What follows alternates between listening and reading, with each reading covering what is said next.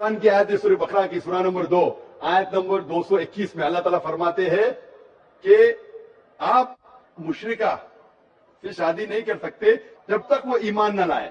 मतलब जो गैर मुस्लिम है और शिर्क कर रही है उससे आप शादी नहीं कर सकते जब तक वो ईमान न लाए। और एक ईमान लाने वाली औरत चाहे कितनी भी बदसूरत हो वो एक मुशरिका से बेहतर है। और आगे आयत कहती है कि लड़कियां मुशरिक लड़के से शादी नहीं कर सकती जब तक वो ईमान ना लाए। एक मोमिन आदमी चाहे कितना भी बदसूरत हो वो बेहतर है मनित पर जो शिर्क करता है। इसकी वजह यह है कि इस्लाम में लिखा है कि अगर आप खुदा के अलावा किसी को और पूछते हैं, किसी और की इबादत करते हैं, ये सबसे बड़ा गुनाह है।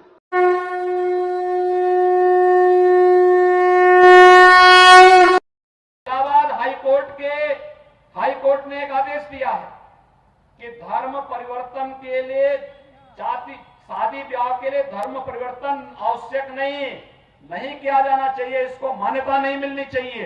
और इसलिए सरकार भी निर्णय ले रही है कि हम लव जिहाद को सख्ती से रोकने का कार्य करेंगे। एक प्रभावी कानून बनाएंगे।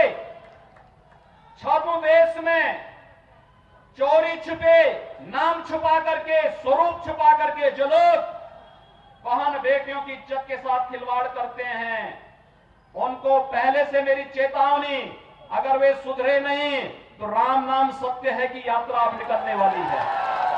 एक आम राय इसको लेकर बने कि जब तक हम वो आइडियल सोसाइटी बन पाएं जहां हमारी मजहबी पहचानों, हमारी मजहबी जो बिलीफ्स हैं, जो हमारे नारे हैं, उनको लेकर एक तरह की का एक्सेप्टेंस पैदा हो, तब तक हम एक इंक्लूसिव प्रोटेस्ट करें।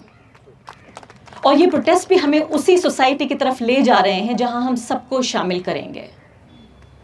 तो हम अपनी जो आइडियोलॉजी है उससे कॉम्प्रोमाइज नहीं कर रहे हैं। फिर से मैं यहाँ पर इसको आई वांट टू रीट्रेट, यहाँ हम अपनी आइडियोलॉजी से कॉम्प्रोमाइज नहीं कर रहे हैं, हम अपनी स्ट्रेटजी बदल रहे हैं। हिंदू लड़की के साथ कोई मुस्लिम लड़की जाती है तो अपनी सामाजिक सुरक्षा के नाते जाती है, इस बात को लेकर के जाती है कि वह हिंदू लड़का उस लड़की को लेके जा रहा है तो एक शादी के अपने व्रत को निभाएगा, उसकी सामाजिक सुरक्षा की गारंटी देता है।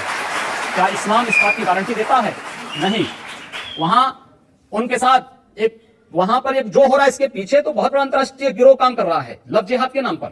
इस पे पैकेज घोषित हुए हैं, हिंदू बालिका को अपहरण होना, उसके साथ जबरन दुष्कर्म करना, उसकी जिंदगी को बर्बाद कर देना, उसके अलग अलग पैकेज घोषित हैं। और ये धोखे के नाम पर आखिर क्यों अपना पूरा नाम नहीं बताते हो? पहले से अपना सही नाम बताइए। क्यों आप गुड्डू, पप्पू और अन्य नाम पर बेवकूफ बना रहे समाज को? सही नाम से सामने आइए। हमें आपत्ति इस बात पे नहीं, आपत्ति इस बात पर है कि लव जिहाद देश के खिलाफ अंतरराष्ट्रीय साजिश है। और मैं ही नहीं कह रहा हूं, सन 2010 में केरल के कम्युनिस्ट मुख्यमंत्री वीएस अच्युतानंदन ने भी इस बात को कहा था कि केरल में लव जिहाद केरल को मुस्लिम मेजोरिटी का स्टेट बनाने की एक साजिश का हिस्सा है। एक साम्यवादी मुख्यमंत्री इस बात को कहता है तो आप लोग बुरा नहीं मानते, मैं कहता हूं तो आपको बुरा लग रहा है। मुझे लगता है इस पर अवश्य आत्ममंथन होना चाहिए। आप लोगों ने सुना होगा हमारे बारे में, कल आपने सुना होगा, पढ़ा होगा, हमारी अनाउंसमेंट आई थी किरण जी और मेरी। तो आप लोग को दुख भी हुआ होगा, अच्छा नहीं लगा होगा, शौक लगा होगा। और हम बस इतना आपको कहना चाहते हैं कि हम लोग दोनों बहुत खुश हैं और हम एक ही परिवार हैं। हमारे रिश्ते में चेंज आया है लेकिन हम लोग एक दूसरे के साथी हैं। तो आप लोग ऐसा कभी मत सोचिएगा।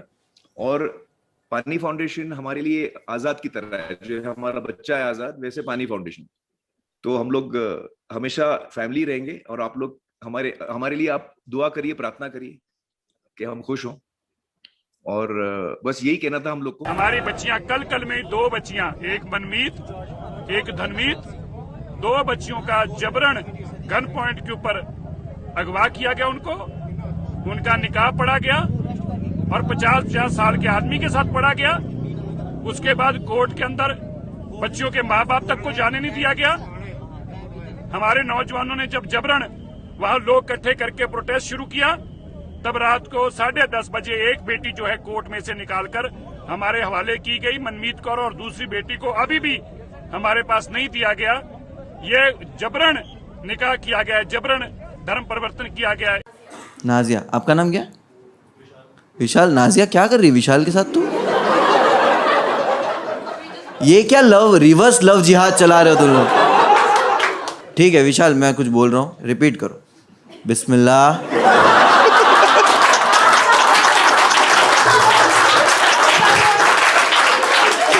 आओ विशाल पीछे आओ, कैची लाओ।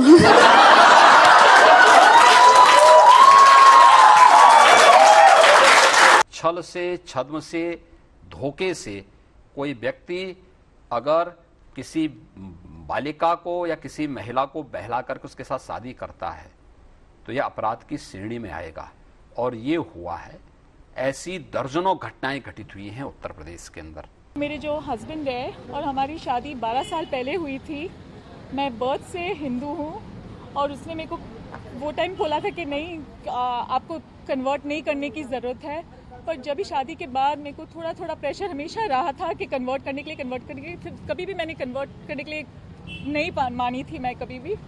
पर जब भी हमारा बच्चा हुआ 7 साल पहले, मेरा बच्चा 7 साल का है, मिखाइल शाहबाज का, और जब से बच्चा पैदा हुआ है तब से मुझे और भी परेशान कर रहा है कि तुमको पैसे लाओ, घर नया खरीदना है क्योंकि घर छोटा है, हमको बड़ा घर चाहिए, 2 बेडरूम का घर चाहिए, और तुम्हारे घर से पैसे लो, मैं इधर से पैसे लो, उधर से पैसे लो, और अच्छे से धीरे धीरे धीरे। पर हमें जब इस्लाम के बारे में कि तुम ये फॉलो करो, अभी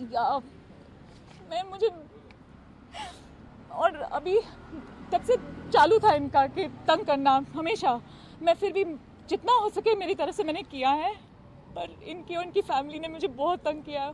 और 3 साल से तो बहुत ही, जब से एक लड़की है इशिता सहगल करके, दिल्ली से है, पर she was my cousin brothers girlfriend and she was living, वो यहाँ थी 9 या 10 साल से बॉम्बे में, दिल्ली से आई हुई थी, इधर पढ़ाई कर रही थी, और मैं उसको मेरा बच्चा समझ के मैंने उसको मेरे घर में रखा था। चीज़ आती थी, खाना खा के जाती थी।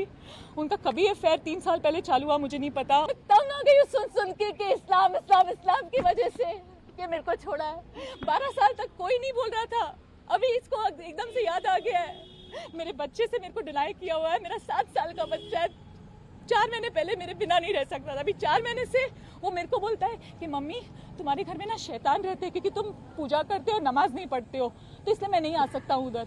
हिंदुओं की लड़कियों को अपने प्रेम जाल में फंसाते हैं, इसके लिए अरब कंट्रीज से पैसा आता है। सरदार की लड़की को जाल में फंसाओगे 11 लाख रुपया, हिंदू की लड़की को फंसाओगे 10 लाख रुपया, अगर पंजाब की लड़की को फंसाएंगे 9 लाख रुपया। कॉन्स्टिट्यूशन पे जरा सी भी खराश हमें बर्दाश्त नहीं है, लेकिन उसके साथ साथ हमें एक कोशिश ये भी करनी है कि हम अपनी आइडियोलॉजी को भी बरकरार रखें। हम इतना लिबरल ना हो जाए कि हमारी शनाख्त कि हम एक मुसलमान है वो ना खोल पाए।